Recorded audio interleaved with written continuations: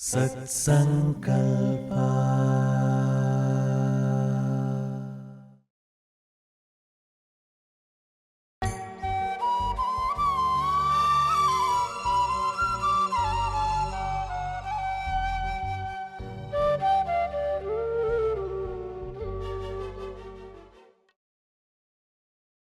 So Agastya, we can get the meaning from the Sanskritam, right? And Sanskrit means what is the name of the Agastya, and also in Tamil also we have the very unique meaning about the Agastya, Agathisa, and all. So the first is Agastya, right? Agastya mean it is who subdued the mountain. The mainly the Puranas say he controlled the ego of the Vindhya mountain. So that's why he got the name of Agastya, right? Agastya.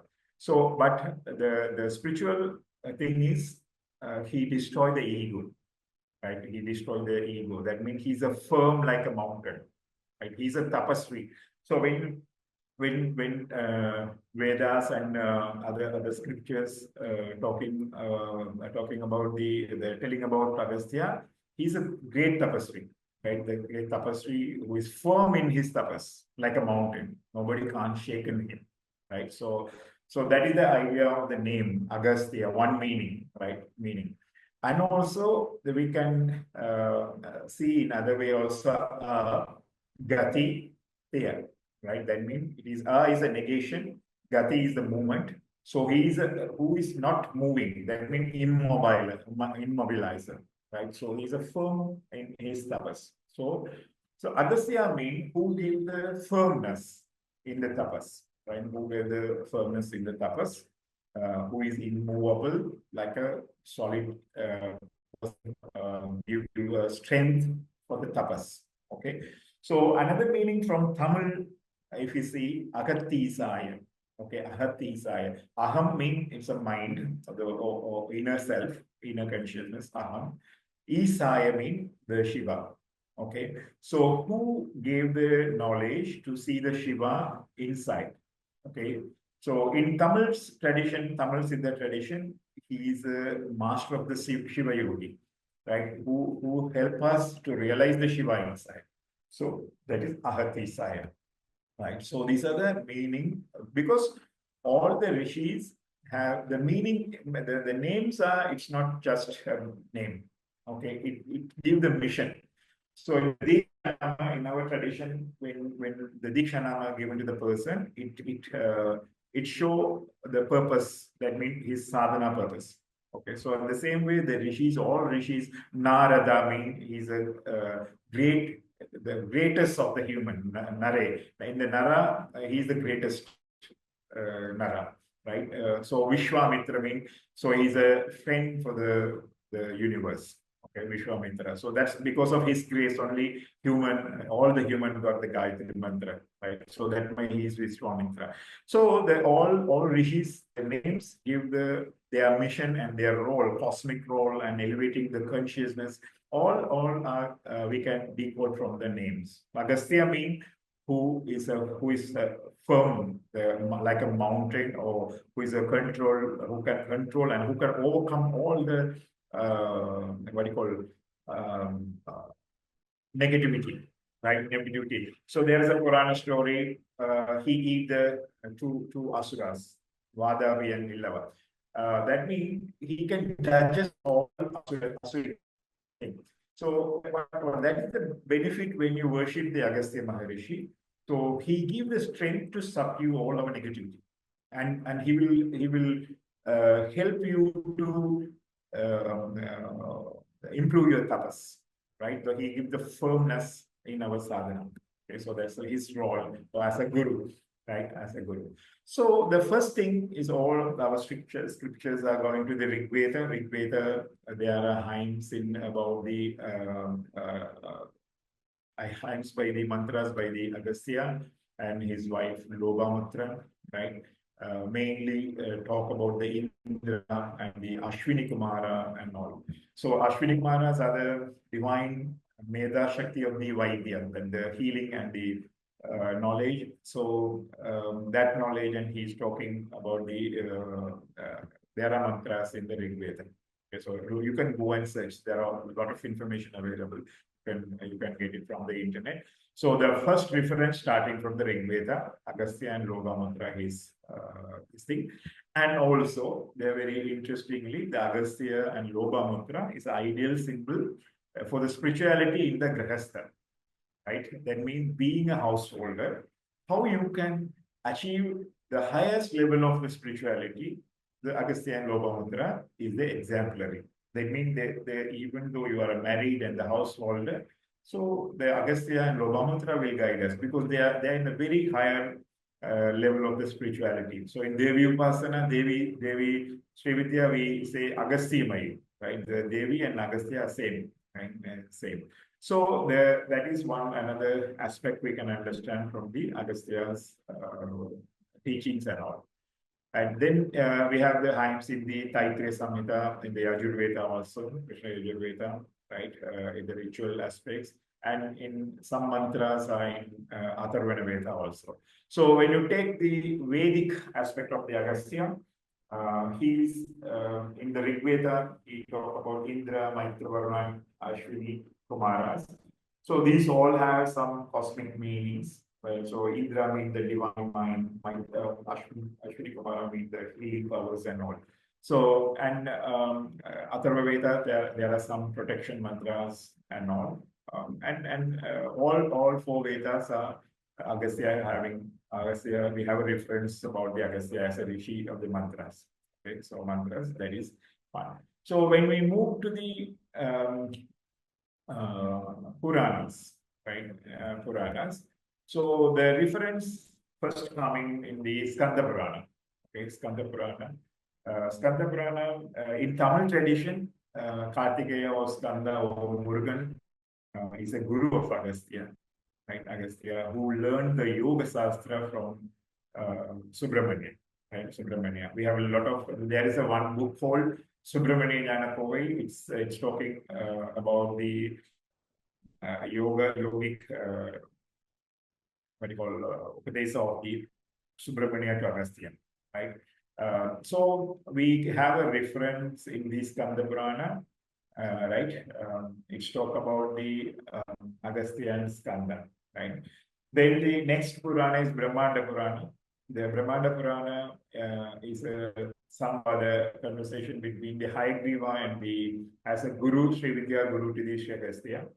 So because of the Agastya only, we got the Lalita Sahasranam and all Sri Vidya scriptures from the Hayagriva. So therefore, his contribution to the Sri Vidya we can see in the Brahmanda Purana. And in the Varaha Purana, there are conversation with the Vishnu, right? The Varaha Avatar. And some reference on the Padma Purana, right? Padma Purana and Matsya Purana and the Bhagavata Purana also, right? There are stories in the Puranas. Right?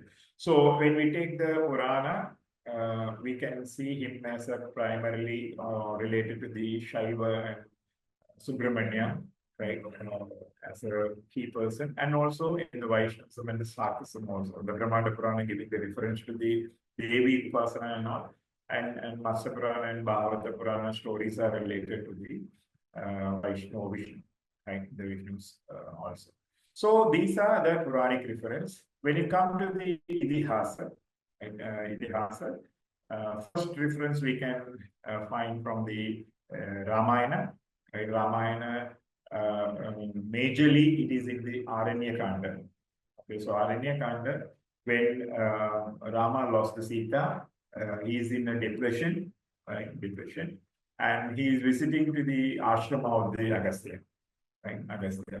So the Agastya giving the Diksha to the Rama on the Pasupata Virata, the Shiva Upasana, and it has a we can see it as a Shiva Gita. Okay, Shiva Gita in the Ramayana. So then Rama doing the sadhana, very tapas under the guidance of the Agastya, and finally he's getting the darshan of the Shiva and the Paspadashtra and all. he's getting. So there he's guiding, and that is one part. He's giving the great knowledge that you can study as a Shiva Gita, right?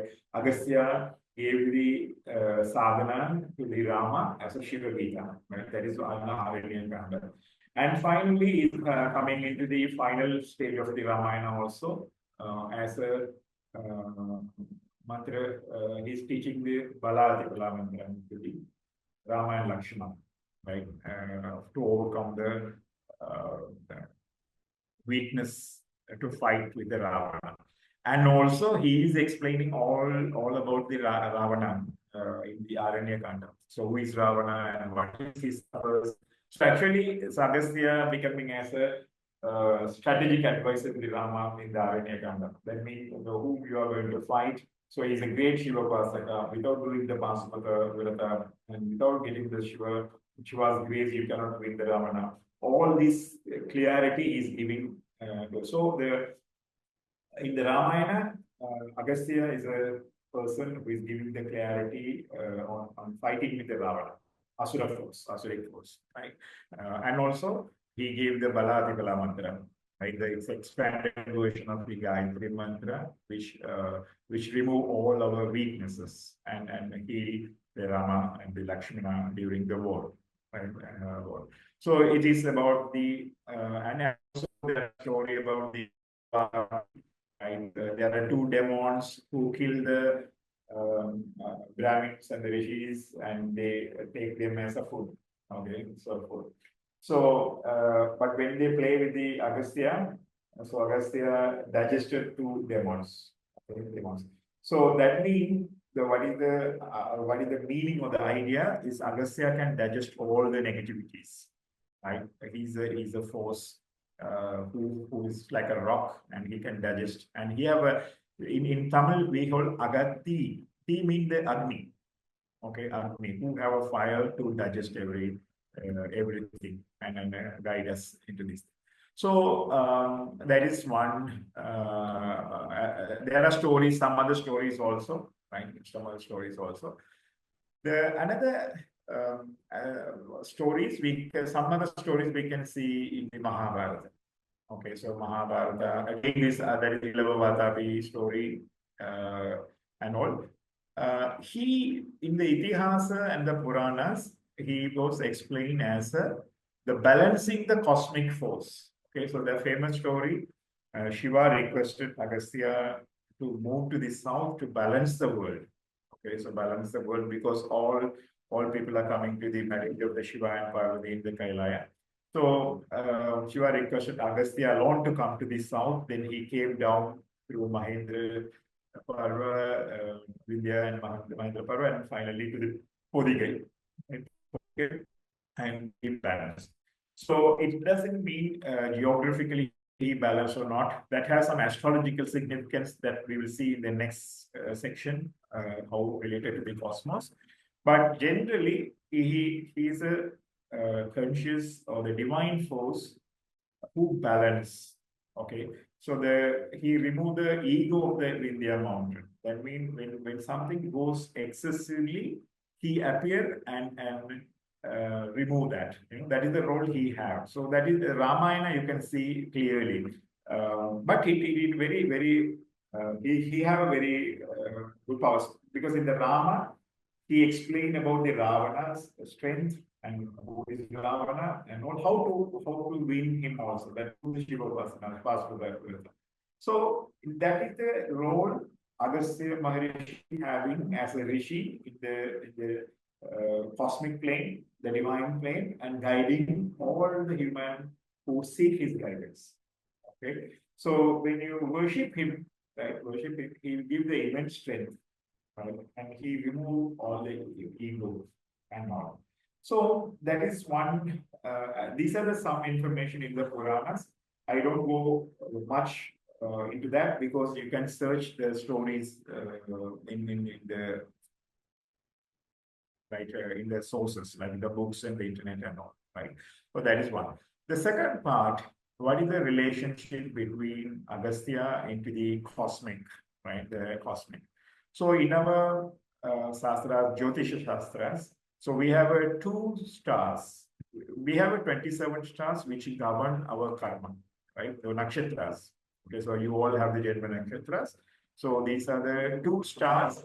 So what is the meaning of these two stars? There is a belt, right? The equator belt. So when you extrapolate this belt into the sky, so when that band will cover all these 27 nakshatras. So these 27 nakshatras are governing our earthly karma, right? Karma. So there are two more axis stars. Okay, in the north we have the Polaris, that is we call in our Shastra Dhruva Nakshatra, right? Polaris, Dhruva Nakshatra. So in the south, opposite direction, we have the Canopus, that is Agastya Nakshatra. Okay, so the Dhruva and the Agastya Nakshatras are the axis of the Earth. Okay, so Earth is always inclined to this Polaris. Not only the Earth, all the planets in the Surya and the Sun also inclined. So the Polaris is the center, and down the south we have the Agastya Nakshatra. So the Agastya is a, as we said, as we understood, his name is a firm, like giving the firmness, right? Agastya. So he is giving the firmness to the earth also in the cosmic role. Okay, being the Agastya Nakshatra, he's acting as a central axis to the earth in the south pole center, and the north is the Dhruva Nakshatra, right? So this is the cosmic connection between. So in our Jyotisha Shastra, mainly some Surya Siddhanta and some other what do you call astrological text talking. This is not related to the human general nakshatras. Okay, so Agastya Nakshatra is mentioned as a purifier of the earth and the water. Okay, so this is the role given in the Jyotisha Shastra. Okay, so Agastya, we can see from our particular India and Sri Lanka, this belt in the south aspect. So approximately it will what do you call rise. Okay, Agastya Nakshatra Udaya.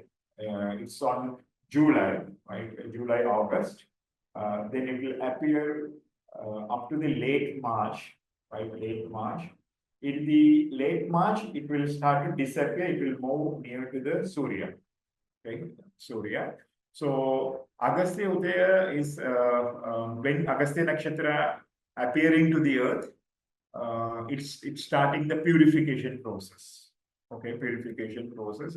That's the cosmological role of the Agastya Nakshatra, right? Agastya Nakshatra. So there are references in the Brihat Samhita of the Varahamira and the Surya Siddhanta, but it's not related to the personal influence on this thing. It's the universe of the earth. It's related to the Ayurvedic medicinal preparations and the purification process and doing sadhana on those days for the higher level helper sadhanas and all. So the muhurta aspect. Okay, so I guess is used that is the cosmic law, right? So the finally when we see in the Tamil tradition. Okay, so Tamil tradition, it's actually, I don't want to say it's a Tamil tradition, it's the south, right? So the below the west. According to the rishis, he is the rishi for us. Okay, so who guide the southern part of the Bharatadesha. So including the Sri Lanka, we have a Agastya place in Sri Lanka also. There is a place called Agastya Sthavana, which is believed to be a university, like the ancient university of the Agastya. So it's starting with he learned Tamil from the Skanda, one aspect. Another aspect is saying he learned from the Shiva. Okay, Shiva. But the more reference are from the he's a student of the Subramanya Murugan, right? Murugan being he learned Tamil from Murugan. So the reference, the Tolkappiyam, it's a first available grammar book about the Tamil. Tolkappiyam is Tolkappiyam, who is the author. His name is also Dhiranadu Magni. Okay, Dhiranadu Magni. Now there is no Tamil scholar talk about this story. Okay, so because it's a political influence and all, they don't talk about this traditional aspect. So actually, in the first edition of the Tolkappiyam, it is saying the Jamadagni's brother, the Jamadagni's son is the Dhiranadu Tolkappiyam. Okay, so Tolkapi is the son of the Jamadagni and also the brother of the Parasura. Okay, brother of the Parasurama Rishi. So Tolkappiyar learned Tamil from the Agastya, and there are in Tolkappiyam there is no direct reference about Agastya, but in the Pairam there are some words indicating the Mundainul, that the previous book, in the sense the previous book is Agatyam, that is a source book for the Tolkappiyam. So the commentators of the Tolkappiyam have clearly mentioned Agastya is the guru of the Tolkappiyam, and there are some of the book of the Tamil, but there are commentaries giving some of the sutras, some of the sutras from the Agastya, right, as a work of the Agastya, right? Is one aspect. In Tamil, we have a lot of reference. Okay, in the Sangha Tamil songs and other things and all, right? So there is the aspect of Tamil literature, and then grammar. He is the father of the, he put the Tamil into the grammatical form. Okay. Grammatical form. He learned from the Subramanian. So that is one aspect of the Tamil. The next is Tamil tradition. We have, you can see, nearly 120 Shiva temples in the Tamil Nadu and Andhra and all, as related to the Agastya, right? Who did the Pradishta of the Shiva, nearly 120 temples, right? We can find as a Shiva. So he received the what you call Vidya from the Ishanamukha of the Shiva. Okay, Ishanamukha in the said Urdhvamukha, okay, Urdhvamukha Vidyas. So he's a rishi for the Ishanamukha Vidya of the Shiva.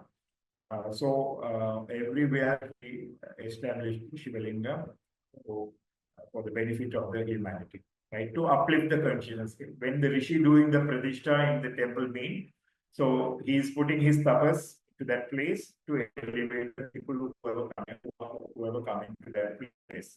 Okay, so that's the idea. So Agastya have done the pradishta from Kasi to the south, right? The Podigai and a lot of temples in Tamil Nadu, southern part of the India. Right? So that is another role. He put his prana, his tapas in the places to awaken the consciousness of the humans. Okay, so that's the idea of the doing pradishta of the Shivalinga by the Agastya.